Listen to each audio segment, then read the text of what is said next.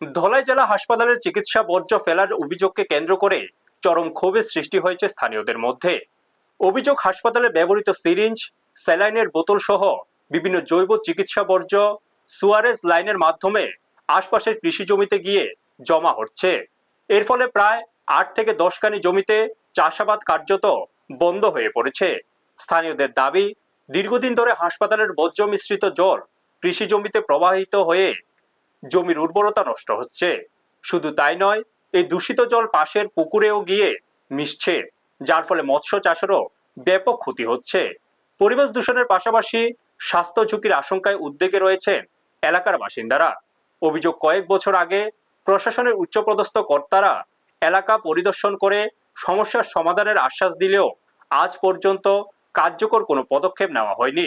ফলে সমস্যা দিন দিন আরো প্রকট আকার ধারণ করছে। এই বিষয়ে হাসপাতাল কর্তৃপক্ষের বক্তব্য জানতে চেষ্টা করা হলেও মেডিকেল সুপার ছুটিতে থাকায় তার প্রতিক্রিয়া পাওয়া যায়নি। এলাকাবাসীর স্পষ্ট দাবি, অবিলম্বে হাসপাতালের বর্জ্য ব্যবস্থাপনার স্থায়ী সমাধান করতে হবে এবং ক্ষতিগ্রস্ত কৃষি জমি ও জলাশয় দূষণমুক্ত করার উদ্যোগ নিতে হবে। অন্যথায় বৃহত্তর আন্দোলনের পাশাপাশি রাস্তা অবরোধের মতো কর্মসূচিতে নামার হুঁশিয়ারি দিয়েছেন তারা। ব্যুরো রিপোর্ট, নিউজ তৎকাল 24। হাসপাতাল থেকে তোমার জল এদিকে বৃষ্টি হলে পুরা জল আইয়া পুকুর টুকুর ওইটাই এইদিকে পুকুর টুকুর বাইক ক্ষেত পুরা শেষ, ক্ষেতের খাম। আর বারবার এখানে পঞ্চায়েতে আমরা একটা দরখাস্ত দিছি, পঞ্চায়েতে তো এটা কিচ্ছু করলো না। এরপরে কিচ্ছু করলো না দেখে আমরা চেয়ারম্যানরা জানাইছি।